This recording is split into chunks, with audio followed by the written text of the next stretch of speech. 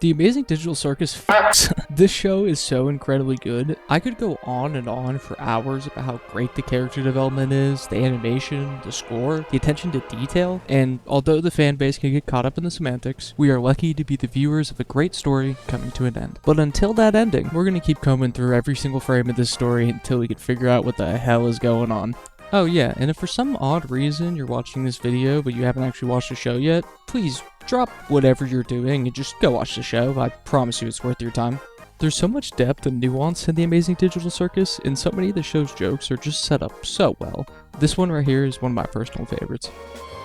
Why, it's me, everyone!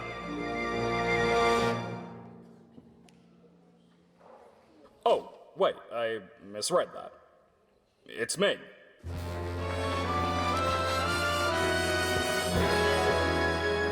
You shouldn't have assumed you won the award.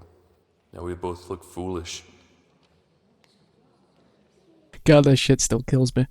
Anyway, I'm not here to talk about how funny the show is, I'm actually here to do a film theory. And I'll be doing so by first explaining the joke that showed up in episode 7. The Chinese Room! I'm a part of what I'm assuming to be the minority of viewers who actually knew what the Chinese Room thought experiment was prior to this episode, and so when the bit first came up when I was watching it, I was shitting my pants because I already knew this episode was going to be a banger. For those of you who don't know or are still confused about the significance of the Chinese Room, I'll quickly explain it.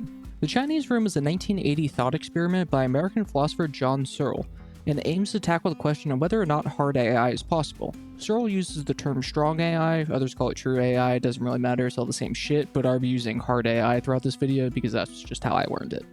Hard AI is the theoretical form of artificial intelligence that has true understanding and human cognition. This AI would be capable of learning and adapting from previous experiences, as well as formulating unique thoughts. This is different from soft AI, which is the AI we see today in things like ChatGPT, but also Kane. These AI can only mimic human cognition, but do not hold a true understanding.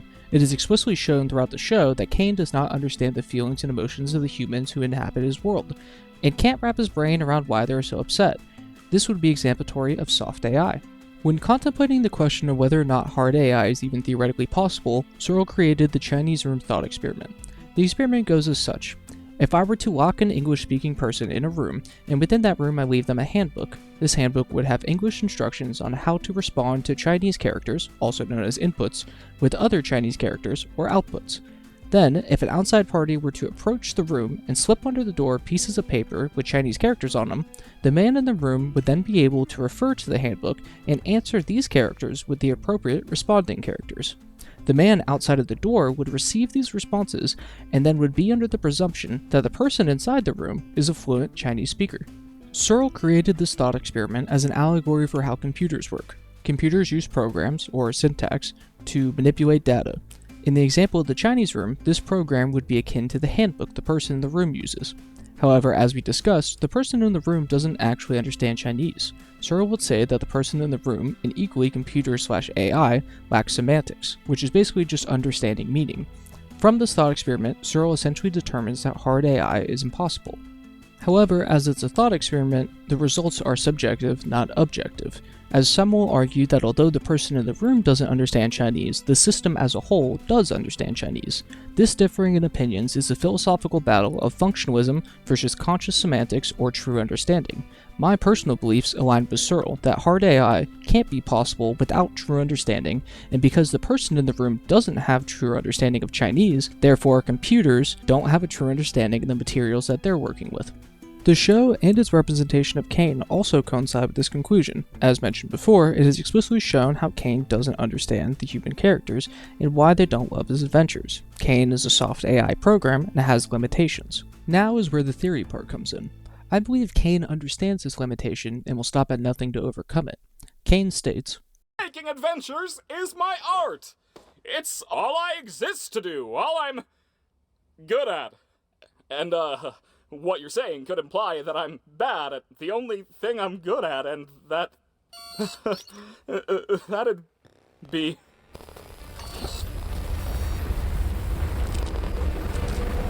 To make these adventures is his only purpose, and he will stop at nothing to make sure these adventures are as fun as possible. So how does Kane upgrade these adventures? Well, we see in episode 2 he says, So wait! I'm testing out a new AI in this one. It should be 57 times more immersive. Wait, where? How the did he upgrade the AI? Did somebody from the Macroverse update his programming? Is he connected to the internet? I mean, no, probably not, I imagine, and even if he was, he probably would have been integrated into, like, the old 90s internet. I'm sure he wouldn't be able to access that now. But also, I don't think Kane was lying about it because, well, I mean, let's take a look at what happened later on that same episode. Hey, you okay? No. You want to talk about it? What is there to talk about? I don't just want to leave you here. Why not? I don't matter in the slightest. I'm nothing. My life, my memories, my friends. It's all fake.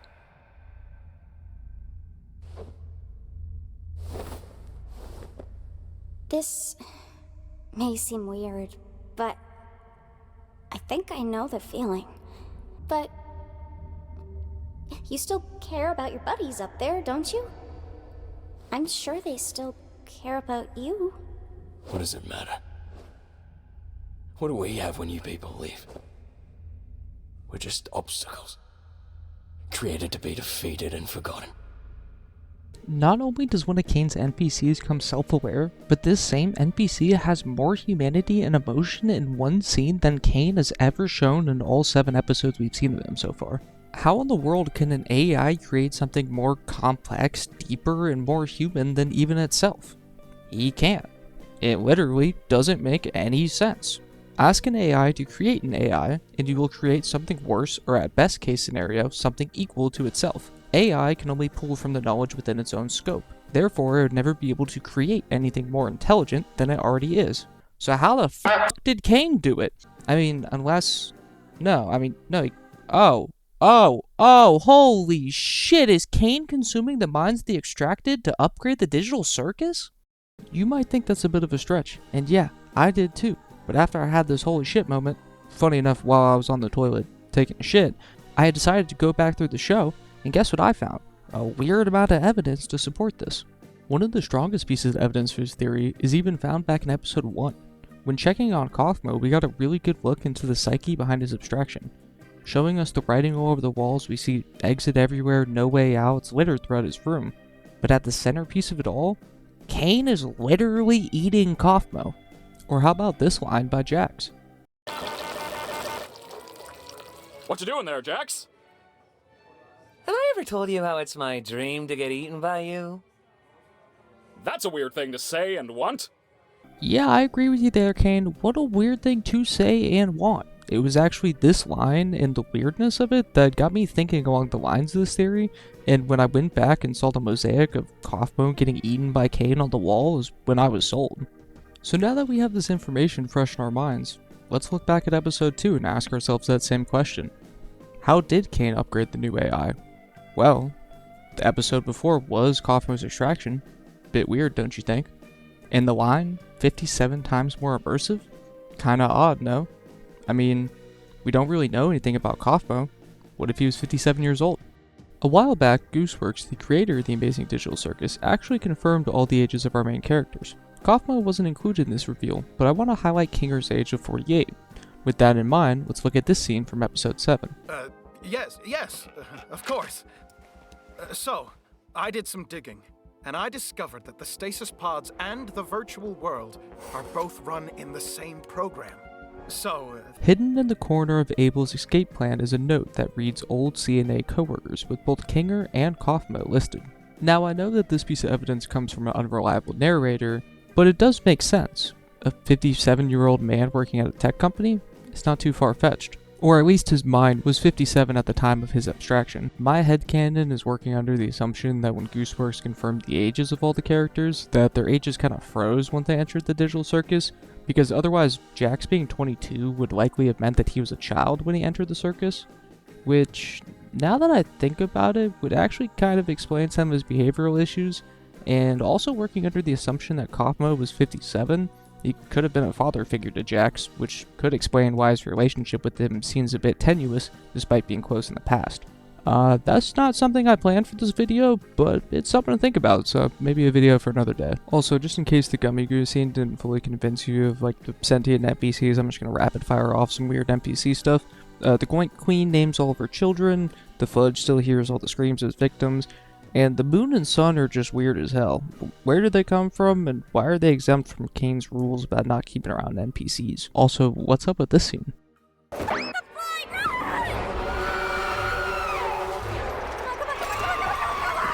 Tommy, I think this might be the creature from the tapes.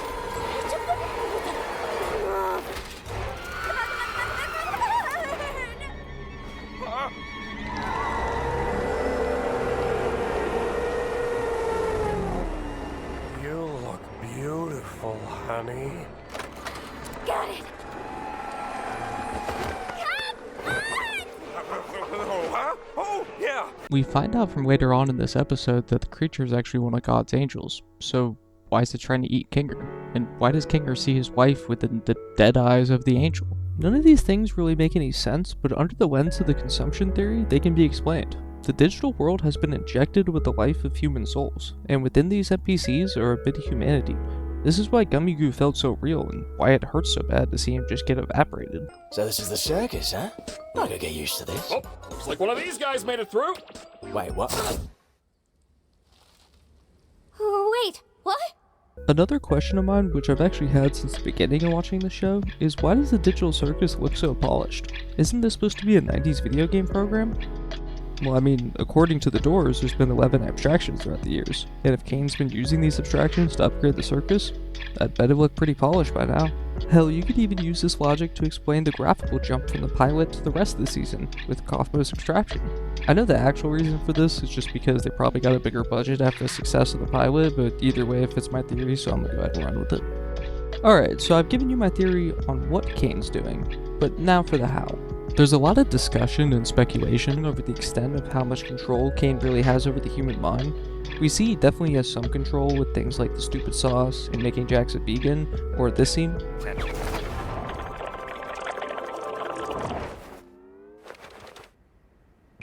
Huh? But he definitely isn't autonomous, otherwise he'd just force everyone to love his adventures and, well, problem solved. He's also definitely one fucking with Kinger's mind because I'm damn sure he has some kind of beef with him. How's your wife, Kinger? That I'm sure we'll find something more about over the next 2 episodes. All this to say that I'm working under the assumption that the human mind is pretty damn powerful, and although our characters are in the digital world, which is Kane's playground, they still have the power to keep him out to a significant extent. But what if the mind were to be broken?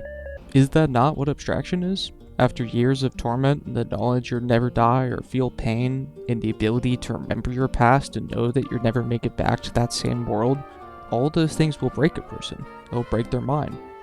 And this is essentially what abstraction is, their breaking point.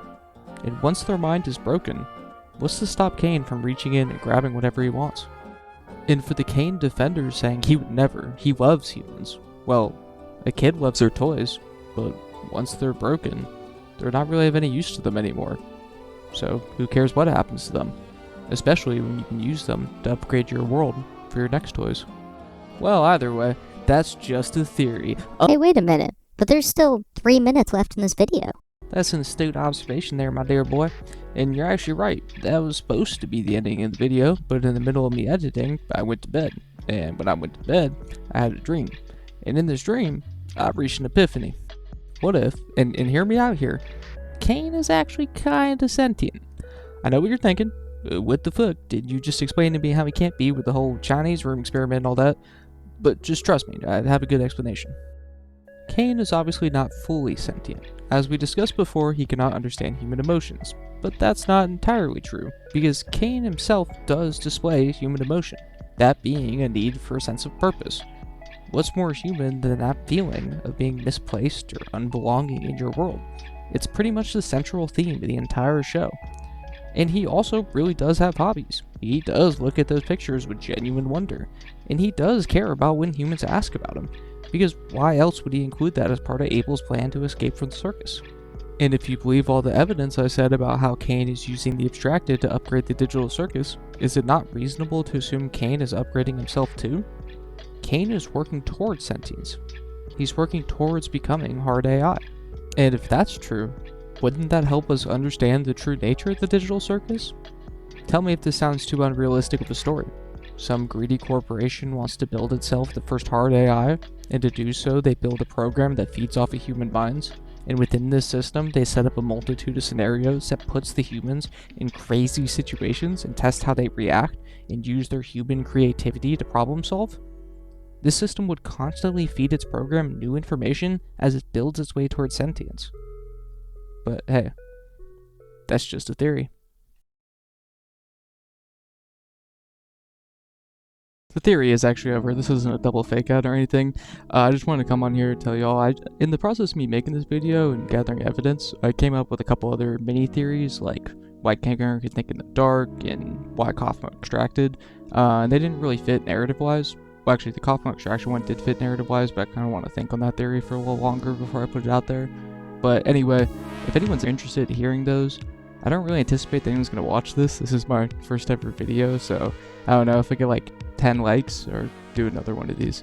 So if you're listening this far, thank you so much. Don't know how you found this video, but I appreciate you being here. So I hope everyone has a wonderful day. Peace.